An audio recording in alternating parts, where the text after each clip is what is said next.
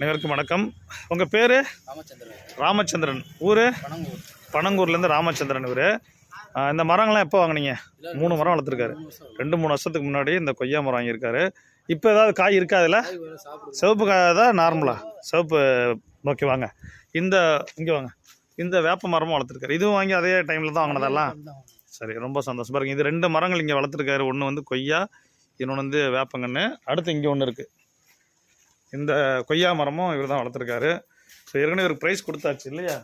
Price கொடுத்துட்டேன்.